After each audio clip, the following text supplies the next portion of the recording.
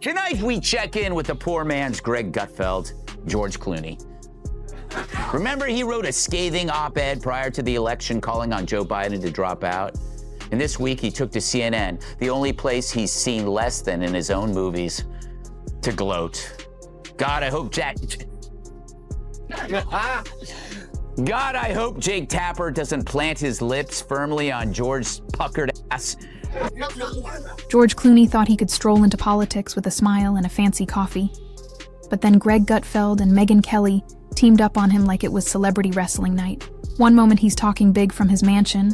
The next he's getting slammed with words all the way back to Lake Como. What did he say that caused such a brutal takedown? Stick around, because Hollywood pride just got body slammed, and Clooney never saw it coming.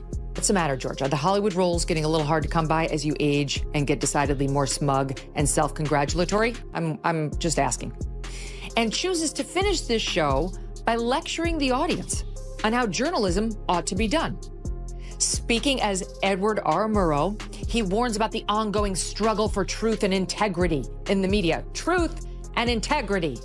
About the potential for the media to be manipulated and used for propaganda. George Clooney must have looked at the country, saw the mess, high prices, and people fighting over gas like it's the 1930s, and thought, what this place really needs is more millionaire advice.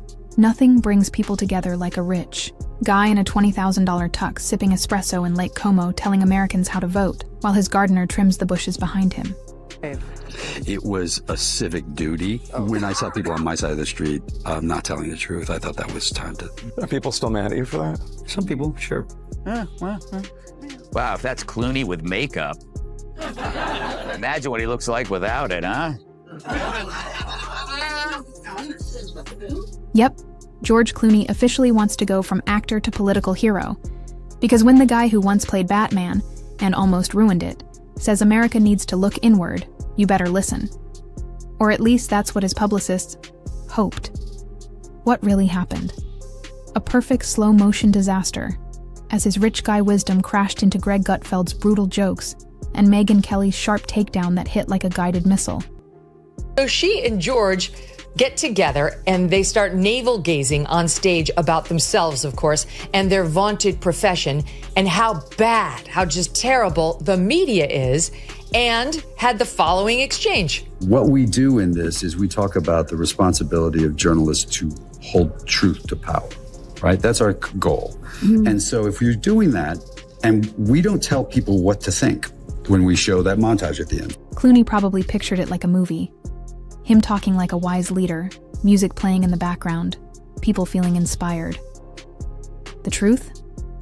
Greg Gutfeld laughed so hard he almost got abs, and Megyn Kelly tore apart Clooney's big speech with the skill of a surgeon using a power drill.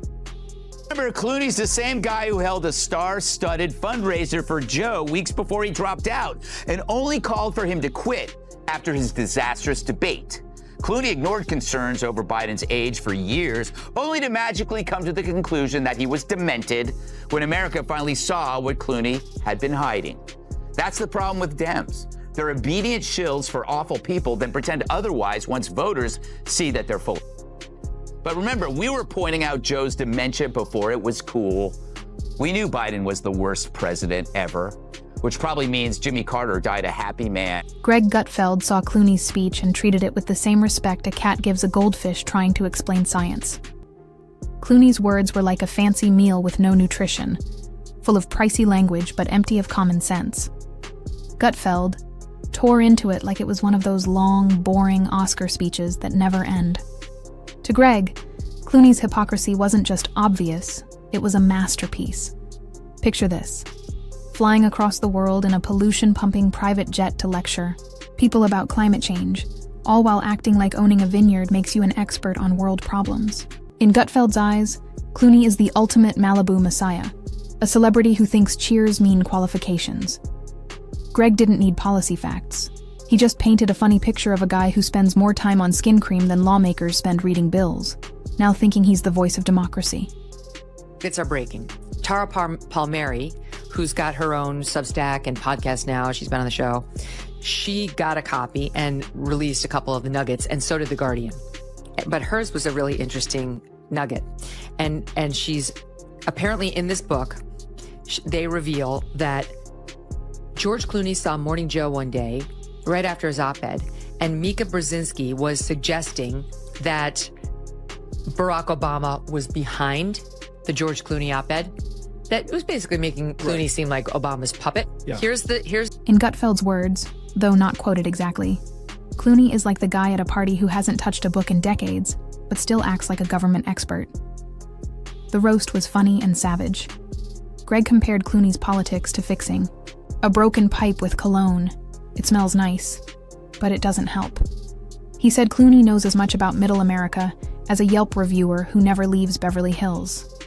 And of course, Gutfeld reminded everyone, in classic roast style, that Clooney once starred in a movie with a talking goat. If that's not foreign policy experience, what is? While Gutfeld delivered the jokes, Megyn Kelly brought the facts. She turned it into a courtroom takedown, laying out every detail. Where Greg made us laugh, Kelly brought the serious hits. She calmly pointed out that Clooney's speech was just rich guy showboating from someone whose biggest talent is memorizing scripts and pretending to cry on camera. I bet there's one person in particular he thinks is spectacular.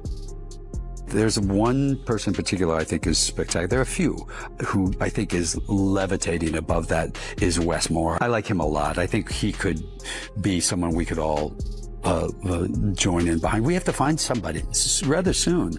It's our job now to put together a proper team to stand up because we're right now polling very poorly. I love that. Levitating above, as opposed to sinking to the bottom, like his last movie. Megyn Kelly broke down Clooney's mixed-up messages like a scientist poking at a strange new animal. Here's a guy who talks about saving the planet, but rides around in gas-hungry toys that cost more than most houses. Preaching equality while living in a mansion with more security than a king? Check and check. She didn't just point out the hypocrisy. She lit it up like a spotlight on a Broadway stage. Kelly said, Clooney isn't just missing the point. He is the point. A real-life example of how disconnected Hollywood elites have become. His ideas aren't new. They're old lines dressed up in luxury and smugness.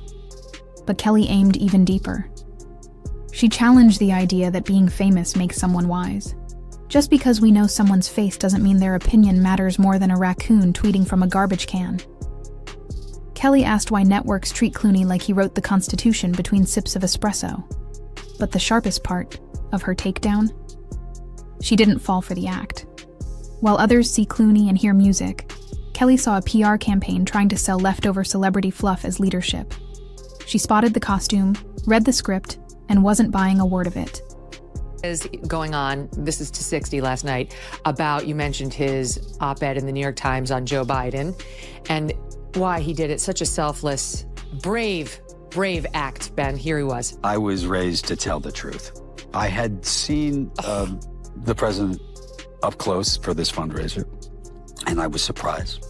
And so I feel as if there was a lot of profiles in cowardice in my party through all of that. Oh, wow. And I was not proud of that. And I also believed I had to tell the truth. That fundraiser where he saw Biden almost falling off the stage, where Obama came out to grab him, was June 15th. The debate was June 27th. It wasn't until July 10th, almost a month after he attended the fundraiser with him, that George Clooney finally wrote that op-ed after it became clear that Joe Biden wasn't stepping down. He's such a... While Clooney floated in his fancy bubble, Kelly stayed planted on the ground, armed with facts. She didn't attack him. She took apart the myth that Clooney could save the world. This weird idea that charm and a perfect smile qualify someone to solve global problems. And the public? They loved every second. Gutfeld's jokes blew up online. Memes of Clooney on fake motivational posters with captions like, "Speak less, flex less," went viral. Twitter turned into a battleground. Clooney fans sipping lattes versus critics swinging logic like sledgehammers. Kelly's takedown got clipped and replayed on every show that questions Hollywood wisdom. Her words didn't just comment. They hit. The kind that makes you stop scrolling and say, finally, someone said it. Kelly didn't come in shouting. She walked in calm, sleeves rolled up, ready to operate. "Oh, George, you want to go there?" While Gutfeld had already body-slammed Clooney into joke territory, Kelly grabbed her scalpel and started cutting his arguments into small, embarrassing bites. But in this new world of common sense, what is he aligned with? He might have way more in common with Trump than he is with the progressives.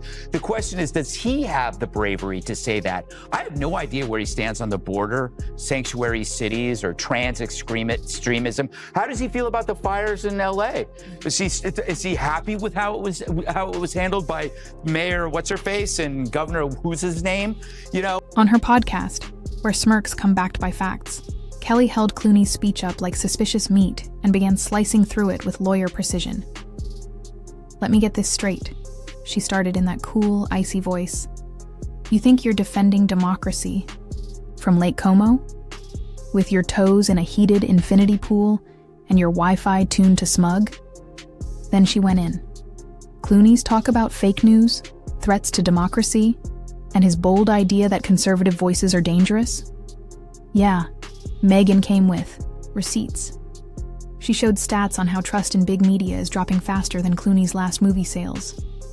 And she reminded everyone, shutting down opposing views isn't democracy. It's just a fancy echo chamber. Then came the look. That famous, "Are you for real?" stare Kelly gives when someone walks into a debate with sweet intentions but zero logic. If you've ever watched someone try to explain Bitcoin to a dog, that was the vibe. Only this time, the pup was George Clooney, smiling, wagging his tail, and pretending to be a global expert, even though his closest experience was once voicing a talking fox. Julia Roberts, who outed herself not only as a leftist, which we knew, but as somebody who, and by the way, she's also a husband stealer. She stole the husband that she has right now in a reported affair. So, okay, maybe don't be the voice of the ad in which we talk about women betraying their husbands, because in the leftist view, marriages are not about honesty and talking about one's differences and agreeing to disagree on certain dicey issues, but they're about lying. And they believe this so strongly, you put it in an ad. And her pal, George Clooney, who did something similar for another ad, same. You got Joe Biden out. How'd it work out for you? How'd that go? Maybe you should have said something a little... But wait, it got juicier. Megyn Kelly rolled out the highlight reel of Clooney's hypocrisy with surgeon-level accuracy. Here's a guy preaching about climate change while flying private so often his jet probably needs therapy. She didn't stop there. She pointed out how Clooney loves to call for unity, just not if it includes conservatives, truckers, libertarians, or anyone who doesn't have a movie deal and read The Atlantic. And the cherry on top?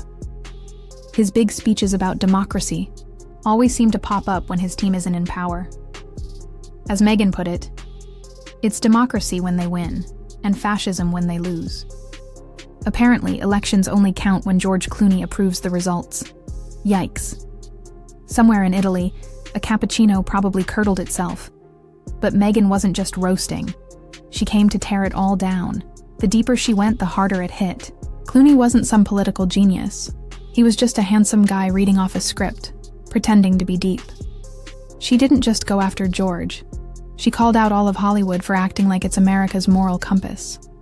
Since when does starring in Syriana make someone an expert on world politics? Talks about cowardice. He waited a long time, but he should have the guts to maybe say that his friends in Hollywood, like John Voight or Mel Gibson or Sylvester Stallone, who shared a risk, might have been right on a few things. He's starring in Glengarry Glen Ross, am I right? No, it's Good Night and Good Luck. Oh, sorry, never mind. my fault. I was going to say, I mean, they have tremendous respect for David Mamet.